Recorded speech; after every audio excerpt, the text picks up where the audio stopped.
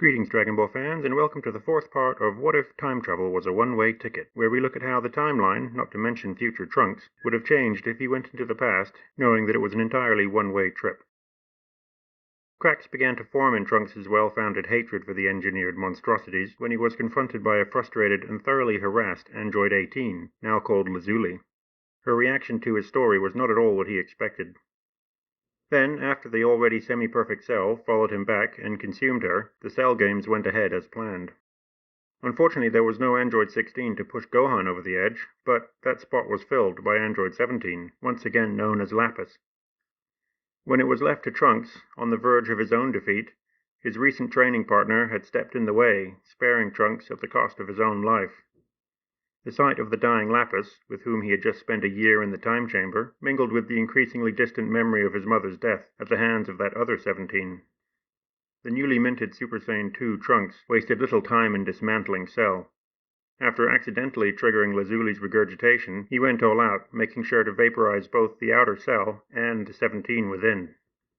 Later, when they had started to wish for Cell's numerous victims to be revived, Lazuli, now somewhat recovered from her ordeal, had begged them not to revive the past 17. She was assured by Trunks that while both 17 and Lapis would return, Lapis, having trained quite extensively with him, would be more than a match for that other self. Now facing the realization that neither of them are the monsters from his time, and that both were willing to sacrifice, as he had, Trunks resolved to let go of his lingering animosity. He even extended an olive branch, a tentative offer of friendship to these two, people? The relief he found, as when he ceased his constant stalking of them months ago, was another massive weight lifting off of him.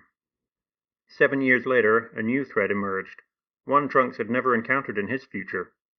The evil wizard clone Babidi, attracted by the energy release of the Cell fight, is attempting to revive Majin Buu. After abandoning the 25th World Martial Arts Tournament to be won by Krillin, Goku, Vegeta, Gohan, Trunks, Lazuli, and Shin have made their way through Pui and Yakon and now face the imposing Demon King Dabura. Previously, I had asked who would go Majin. Trunks' discarded hatred could be dug up, Vegeta's desire to return to what he was and finally deal with its constant reminder of his broken pride, or alternatively, Lazuli's legacy code, so conveniently edited out of her base functions, could be reactivated. At the time of writing this, the 12 votes cast made a 50-50 split for Vegeta and Lazuli. When Dabura steps out to face the quintet of fighters, it's Trunks' turn to step up and face him. They are moved to the Demon Realm and things heat up quickly. This Trunks, like Gohan before him, had settled into a slightly complacent life in those interleaving years.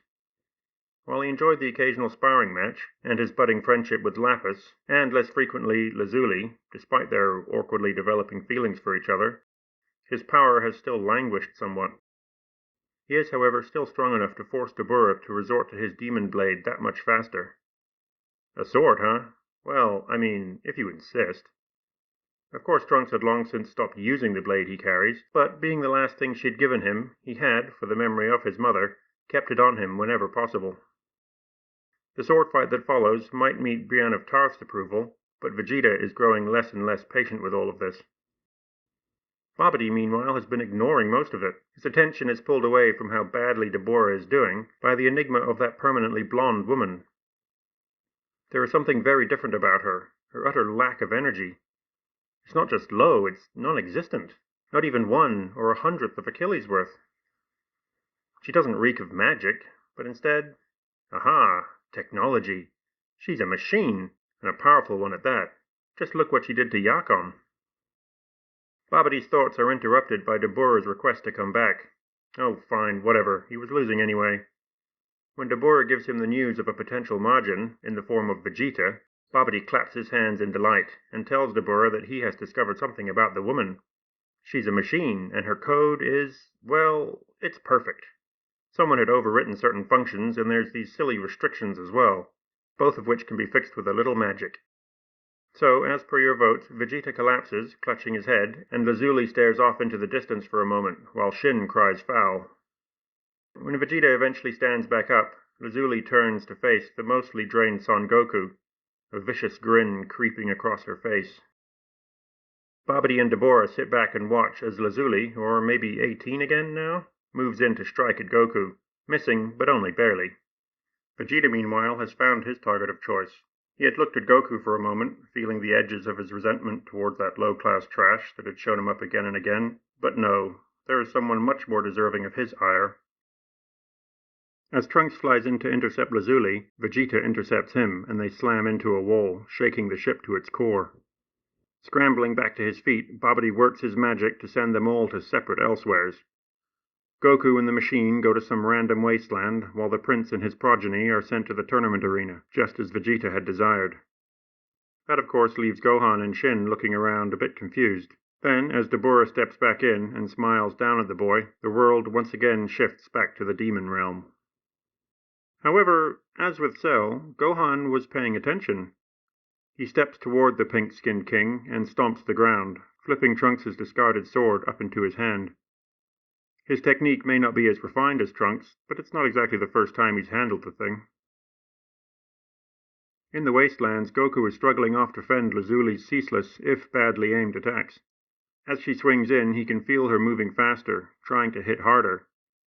It's like someone has cut the tap off and it's all just pouring out. Fortunately, his experience with Stage 4, or Mastered Super Saiyan, has allowed him to switch to it when he had regained just enough energy, and then he enters a kind of holding pattern. Having an inkling that she cares for Trunks, given her immediate reaction back at the arena, he doesn't really want to hurt her, but what other option is there? She's oblivious to his attacks at his current strength, and there was that oddly familiar feeling burst from when she exploded Yakon, but if she could do that at any time, then why isn't she doing it now? And why is she missing so much? With this strength and speed, she should be clobbering him, but she keeps wavering slightly on the wind-up. The vacant tournament arena is by now a scene of utter destruction. With the Majin symbol firmly etched into his forehead, Vegeta is laying into Trunks. Finally, he can prove that he's better than this coward, this pathetic waste of a Saiyan. No son of his should have run from his troubles like that. Face them, grow stronger, or die trying. It's the Saiyan way. To think that little Boxer could become like this half-man. As he dives in for a decisive final punch, he thinks about how, when all this is over, he'll make sure that never happens. Lazuli's time spent oversaturating Yakon has mercifully meant that the tournament grounds are devoid of both spectators and competitors alike, so Trunks has never tried to relocate. He was also a bit preoccupied by why his dad was attacking him. He's going on and on about how he ran from his future, fleeing his problems, abandoning his mother. But he wasn't there, not anymore. The mighty prince, everyone, save Master Gohan and his mum, had all died in that first attack. Where was all that Saiyan pride back then? Just a smear on a wall. He'd seen it years later with Gohan. They'd talked about the battle, though he hadn't appreciated the weight of it at the time, how it had devolved into a slaughter. He remembered hearing about how his father had been so proud of reaching Super Saiyan, only to be smashed into a wall and left to rot. Recalling the dried smear now, Trunks finally connects it with the man whose head had left it. The man that was, even now, diving in, lightning arcing around him, reaching out ahead of his punch. Trunks doesn't have time for this. They need him. Zuli, Gohan, even that mythical, if idiotic, Goku.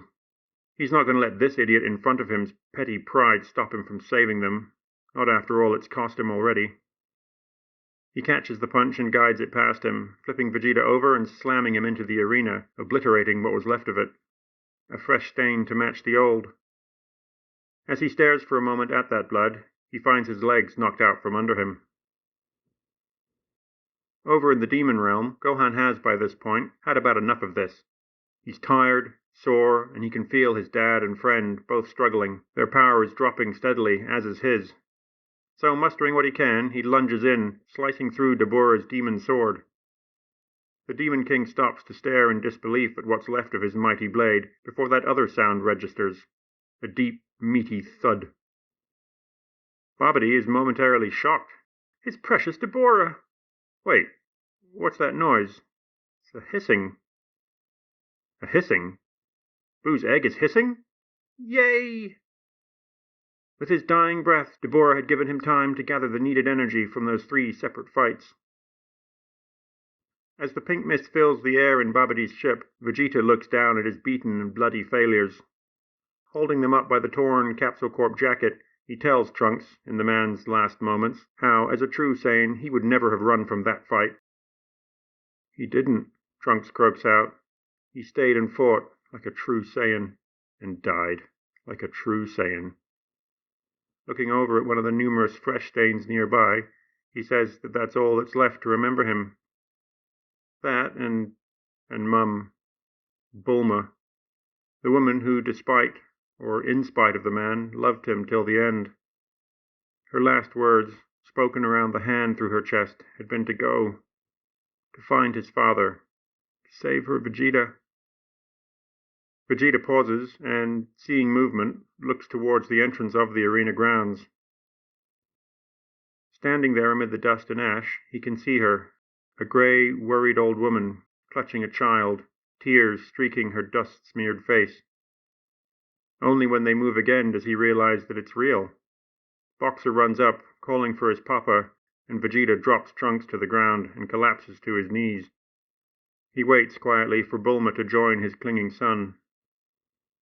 When he opens his eyes, she is instead holding Trunks, glaring at him with what? She reaches out a hand to touch him, and he almost leans into it, but she instead takes a hold of Boxer. She pulls him off his father, and then hoists her other, older son up and helps him limp away, practically dragging the confused little Boxer with them. Over in the wastelands, Goku can see that the end is rapidly approaching. He just didn't have enough time to recover, and this strangely powerful android is once again starting to emit energy that he can feel. Occasional flits and bursts that oddly coincide only with his attacks, not hers. She also seems to be getting more distracted, increasingly unsure of herself as she all but staggers about. He feels Gohan's strike on Dabura, and then Vegeta's energy falter and collapse in on itself. Then he senses Piccolo's energy returning, now released from his statued form. At this, he smiles at Lazuli and waves goodbye. She charges in to strike, but instead of moving to block, he instead touches his forehead and vanishes as her hand passes through. What? Where'd he go? She must kill him. That guy she barely knows.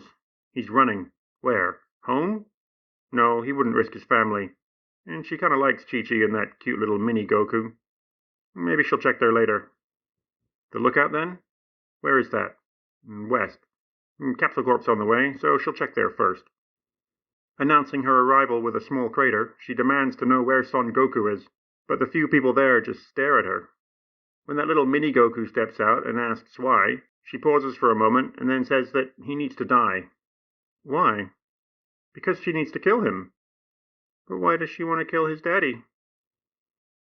She moves in to grab the closest thing to Goku that she can find, but her boyfriend steps out of the door and walks towards her, his delightfully buff but bruised and bandaged upper body on full display. She stops and takes a step back. What happened to him? Why is he hurt? That's kinda... No, there's no time for that. She doesn't want to argue with him, or do those other things with him. She just has to find and kill Son Goku. Where is Son Goku? But Trunks doesn't answer as he continues his advance, and she steps back again, and bumps into something large and solid. Oh yes, Goku! Lapis looks back at her and asks why she's after Goku. That code is gone now. Trunks then points to her forehead. That same mark is on Vegeta. He thinks she's under someone's control again, just like with Gero. No, she's not, she screams as she yanks herself away from Lapis's grip and collides with Trunks. Picking herself up from on top of him, she just can't hold it in anymore and throws up all over him before passing out. And here we will bring Part 4 to a close. Gohan and Goku are both missing in action. Vegeta has been left to contemplate his existence in the ruins of the tournament arena, and Lazuli lays unconscious as Lapis and the vomit-soaked Trunks stare at her, worried and afraid. Majin Buu is also on the loose somewhere and wreaking whatever havoc he is commanded to by his overbearing master. On a slight side note, while reading up on the androids, it appears that they in fact do not need to eat. So that whole thing about only Trunks, Lapis, and Piccolo going into the time chamber could possibly do with a retcon. But I'm going to hold fast to saying that they actually do need to eat. Maybe not as much as the others, since their energy requirements are easily met, but they still need physical matter to, among other things, provide material for the likes of Marin. I wonder if Super will ever address the fact that she is probably part bioengineered. Might she even have something akin to an infinite energy core? Is that even something that could be surgically removed? I think it's more likely a function of those re-engineered cells. Their mitochondria, for example, could be tiny fusion reactors, taking water and generating energy as needed. It's worth noting that your mitochondria are inherited solely from your mother. Things to think about while you wait to find out what happens next time on Dragon Ball. What if time travel was a one-way ticket?